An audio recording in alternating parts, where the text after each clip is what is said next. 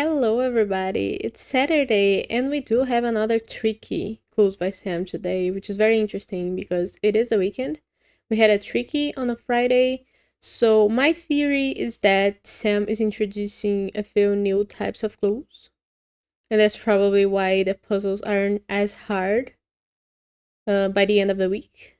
Does that make sense? Because yesterday we have a sort of a clue that I haven't seen before since I started playing, which was the one with us having to do some math with two different rows being added instead of the clue only talking about a single row or column. So that was really interesting. If you want to watch that one, it's in the channel and it's going to be linked at the end of the video. But for now, we are going to play this one. And if you don't know what Clues by Sam is, it is a daily puzzle. There are 20 people on a board, and we got to figure out who is a criminal and who is an innocent by using the clues that they give us. So today we don't see the first clue, but it is there. And if you want to play along, the link is in the description. I will explain my logic as I go so that hopefully we can solve this together and have a perfect solve. And I may help you if you need any help with the mechanics, new or old. Let's see. We start with Kita telling us that only one of the two criminals neighboring Bunty is in column B. Bunty has 3 people neighboring them total. 2 of those are in column B, and only one of those 2 is a criminal, right? Because only one criminal in column B neighbors Bunty. Which means that if Bunty has 2 criminals total, then the second criminal has to be the single person and last one to neighbor Bunty in column A. Criminals, right? Almost got it wrong. So we don't need Kitty's clue anymore. We dismiss it by clicking on it and it goes see-through. Now, Flora says that Noah is one of Megan's 5 criminal neighbors. So where's Megan? Megan is right here and she has 8 neighbors total. 5 of those are criminals, right? And Noah is one of those 5 criminals. So now Megan has 2 criminal neighbors, Flora and Noah. And I'm gonna leave Flora's clue here because it reminds us of the total of criminals for Megan. But Noah says that each column has at least 3 criminals. So we're talking about columns. And we know that column B has 5 people total, one of which we already know is an innocent, Kita. And we know we're going to have a second innocent here who's either going to be Chris or Gary. So there's 2 people left. We need 3 criminals total, right? With these 2 people and either Gary or Chris, that's our 3 because there's not enough people left beyond that to make 3 criminals. And thus we don't need Noah's clue anymore. Now Megan says that there are exactly 2 innocents above Tom. Oh, we do need Noah's clue because it might help us with another column in the future. So I'm gonna leave that clue there. Megan says there are exactly 2 innocents above Tom. So where's Tom? So we know that Tom has 4 people above him. 2 of those are gonna be innocents, right? Let's say, for example, that those are Lucy and Bunty. Only to simulate the scenario. That will make Paula a criminal. Now, how many criminals does column A have? There's Flora and Paula, that's 2. So we need a 3rd criminal in that column because Noah tells us that each column, all of the columns have at least 3 criminals. So that makes Tom have to be a criminal so we can have 3 in column A. And we still need Megan's clue to remind us that there's 2 innocents above him. Uma now says that only one of the 2 criminals neighboring David is to the left of Julia. So David has 5 people neighboring him. 2 of them total are criminals, so 2 of 5, which means 3 innocents. One of the criminals is gonna be here in column B because both Chris and Gary neighbor David. And there's a second criminal, but only one of those 2 criminals are to the left of Julia, right? So that means that either Gary or Lauren are gonna be one of the criminals in neighbor David. And that means, I was gonna say that means that Eli and Julia are opposites, but that doesn't mean that because it could be that Gary is an innocent, which would make Chris and Lauren both criminals, so that would solve David's total. But we also know that Megan has one more criminal here in row 2. And her total is 5, right? So Flora, Noah, and now a third one here in row 2. So 2 more. We couldn't have both of Megan's criminals be Lucy and Paula, right? Because we know that there's only one more criminal above Tom besides Flora. And it couldn't be that none of them are, since there's 2 innocents above Tom. If both Lucy and Paula were innocents, Megan would be left with Flora, Noah, and a third criminal here. And the only person left to make her 5 criminals would be Ruby. She wouldn't have enough criminals then. So we know for sure that Lucy and Paula are opposites, since we need one of those criminals for Megan, and we are sure that there's gonna be an innocent here because of Tom. So let's use the upper text for this. Upper text for Lucy and Paula to mean they are opposites, which makes Bunty for sure an innocent, and Ruby for sure a criminal because of the total for each person here. Now, 2 new clues. So let's look at Tom's, which we opened before and didn't look at. There's an equal number of instances in column C and D. Okay. We don't know how many instances are in column C yet, so let's leave that there. Bunty's new clue says that only one of the 5 criminals neighboring Noah is above Sandra. So first thing, I want to dismiss Flora's clue because we now have all of Megan's neighbors tagged, so we don't need that clue anymore. There's 5 criminals neighboring Noah total. Where's Noah? Noah also has 8 neighbors total, and 5 of those are criminals, which makes 3 innocents. We know that one of the 5 criminals is above Sandra, so above Sandra there's 2 people neighboring Noah. If only one of them is a criminal, that makes either Julia or Elsie a criminal, and the other one is gonna be an innocent, right? Now, we know that Noah has 3 innocents neighboring him. One of them is already gonna be either Gary or Lauren, because they are opposites as well, to the left of Julia. So that makes Kita, who neighbors Noah, one of the innocents. The second one is either Gary or Lauren, and the third one and last one is gonna be either Julia or Elsie. So we know for sure that Sandra is definitely not an innocent, right? And she doesn't give us a new clue, which is good. There's already so many to keep track of. We're gonna dismiss Bunty's clue because we have these people tagged. And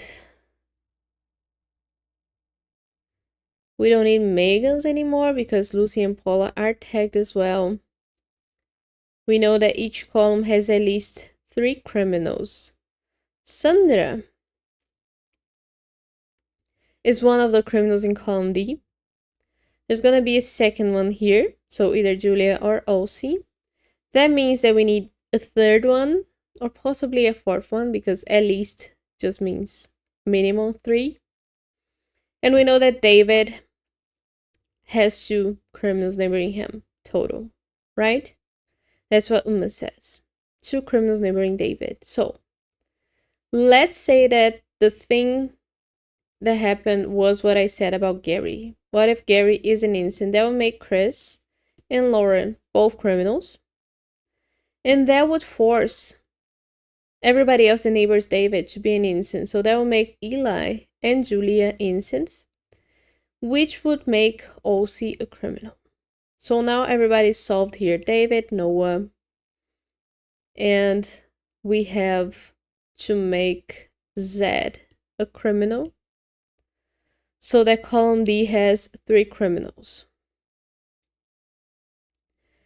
That would make column C also have to have only 3 criminals, and all 3 are here, so that would make David and Vilma both innocents.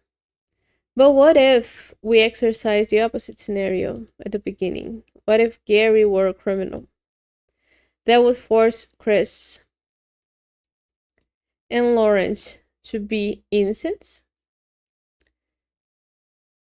And that will put Eli and Julia as opposites. So we tag them as that. Would that also force that to be innocent or criminal as he was before? Because if Julia is an innocent now, she will make Eli and Elsie both criminals. And that doesn't force Seth to be a criminal. Because there's 3 criminals already in column D. If it was the opposite, if Julia were a criminal, she would make Eli and Elsie innocents. And that would force Seth to be a criminal. So what is it? Am I missing a clue? There's an equal number of instances in column C and D. Each column has at least 3 criminals. 2 criminals neighbor David.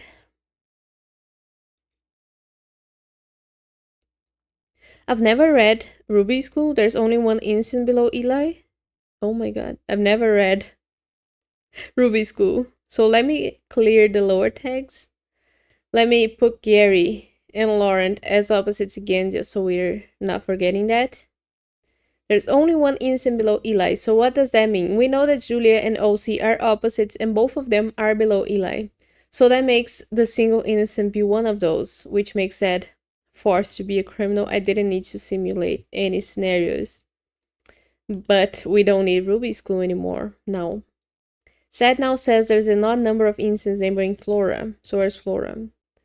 Flora has 2 people tagged neighboring her in column B. So Chris and Gary are going to be opposites and one of them is going to be an innocent. Along with Bunty, that makes 2. 2 is not an odd number. We need the 3rd one and there's only Lucy left to make that 3. So Lucy has to be an innocent to make an odd number. Lucy was an opposite of Paula, so Paula is a criminal. And we don't need Seth's clue anymore. Paula now says there are exactly 2 instances in row 2. Rows, we're talking about rows. So we know there's going to be 1 instant here in row 2 who's either Gary or Laurent, which means that we need the 2nd one to be Julia. Julia is an instant then, and she was opposites with Elsie, who is a criminal now. We don't need Paula's clue anymore because it only talks about row 2. Elsie says there's an odd number of instances neighboring Julia. So, we know a lot of things. We know that Laurent and Eli are opposites because David is for sure gonna have 1 criminal here in Chris or Gary. So that means that the 2nd criminal has got to be either Laurent or Eli because we have 4 people. 2 of those have to be innocents, 2 of those have to be criminals.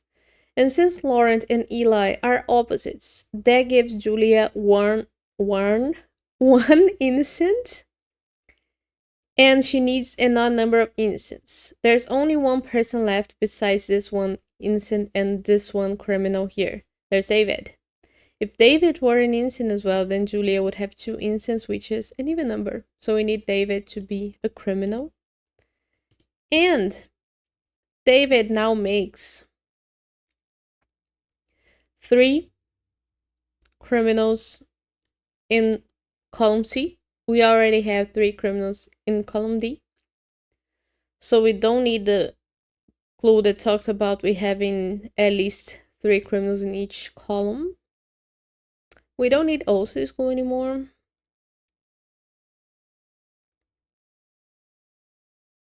But we need to think about how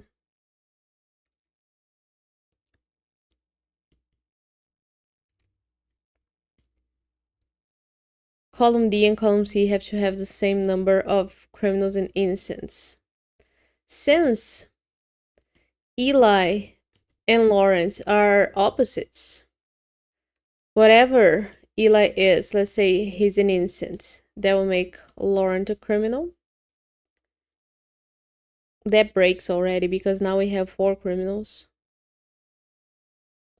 in column C and there's not enough criminals in column D. So we need Eli to be a criminal, actually, which would make Lauren an innocent, which would make Gary a criminal, which would make Chris an innocent. And now the last person to be assigned is Vilma, because we know we need a fourth criminal in column C because of column D, then Vilma has to be a criminal. Okay. Very good. Short time. I felt like I was taking long there to explain that. And there's a low percentage of solves. Perfect solves. Very interesting. Because it's not a hard puzzle per se, but it's a puzzle where you have to really, the more clues you have to put together to solve something, the harder it is. And sometimes it isn't even that the clues are hard to decipher or to understand. It's just that there's too many to keep track of, and that gets a little bit tiring, and you might slip up. But we did it perfectly. I'm really happy with that. I hope you enjoyed the video. I will be leaving you guys here for today. I'll see you tomorrow for more Clues by Sam. So, bye bye.